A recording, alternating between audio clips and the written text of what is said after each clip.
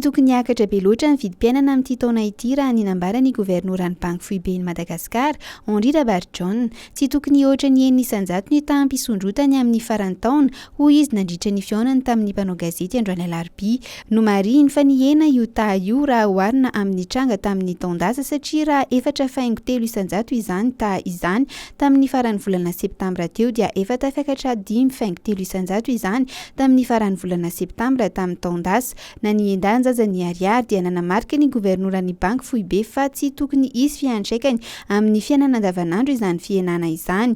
Notsinjiny ihany koa fa misy taherim-bola vahiny amin'ny ahavim-bola tsy tratra hatramin'izay ao amin'ny Banky Foibe amin'izao fotoana izao. Mahatratra hatramin'ny enim-bolana izany tahiry izany hoy izy. Tsy misy atahorana araka izany hoy izy ny mety ho fahampian'ny taherim-bola vahiny.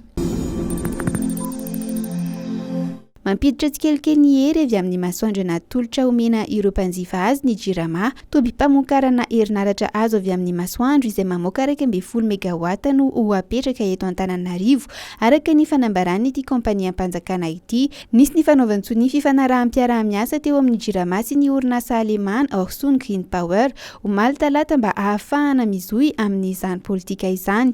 Araka ny famoaham-baovao avy amin'ny JIRAMA dia afaka ampiasaina io tobi-pamokarana herinaratra io afaka 12 volana izay anamafy ny famatsiana ny renivohitra sy ireo tambazotra iraisana Antananarivo.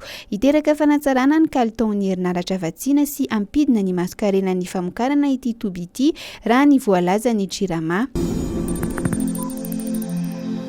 Tafapetraka eo anivo ny fitsarana ny rafi-pitsarana anenjehana sy amaizana ny herisetra mifototra amin'ny mahalana ny mahavavy. Naoty navoaka ny ministera ny fitsarana androany alarobia no mamaritra ny antsipiriany momba n'io rafi-pitsarana manokana io.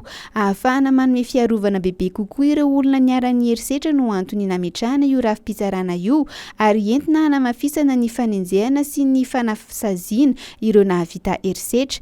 Nametraka politika mpamaizana mifanindran-dalana amin'ny famehana io rafi-pitsarana io ihany koa ny ministeran'ny fitsarana. Manentana ireo mpitsara ao amin'ny fampanohavana araka izany ity ministera ity mba hanohitra ny fanenjehana na misy aza fisintomana fitarainana sy raharaham-pihavanana raha toa ka heverina fa misy tokoa ny antony hanenjehana. Ankoatra izay dia manafatra ny ministera mba hitana vonjomaika avy hatrany ary tsy hanome fahafahana vonjomaika mihitsy ireo voampanga raha toa ka ampy ny vezatra hanenjehana azy. Ny sazy entitra sy faran'ny enjana amin'ireo sazy voafaritra amaizana ihany koa no tokony angatahany fampanohavana hoy hatrany ny ministeran'ny fitsarana.